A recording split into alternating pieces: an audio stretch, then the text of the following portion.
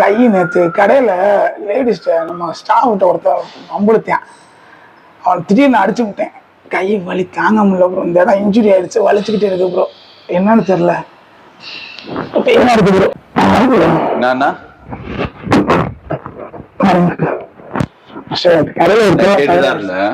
முதல்ல அனாவசியமா நம்ம வெளில சண்டை போடக்கூடாது.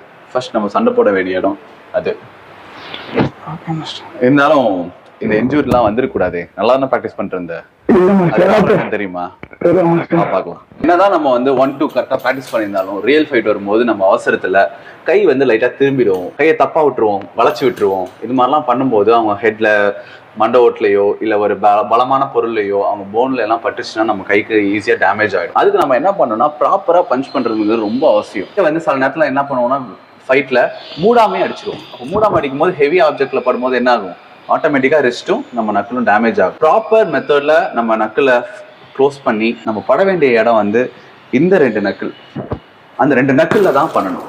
இதுலயே நீ வந்து வெறும் கையில பஞ்ச் பண்ணினா உன் கை ஆட்டோமேட்டிக்கா மடங்கிடும். முதல்ல உன் கை கண்டிஷன் ஆகணும். அதனாலதான் நம்ம மார்ஷியல் ஆர்ட்ஸ்ல கிரிப் பேண்டுங்கிறத யூஸ் பண்றாங்க. உன்னோட போன்ஸை, உன் ஜாயின்ஸை எல்லாத்தையும் ப்ரொடெக்ட் பண்ணிக்கும். இது மூலமா நீ ப்ராக்டிஸ் பண்ணி கண்டிஷன் ஆயிட்டீங்கன்னா அதுக்கப்புறம் உன் கை தனால ஸ்ட்ராங் ஆயிடும். நீ இப்பதான் கத்துக்க ஆரம்பிச்சிருக்க.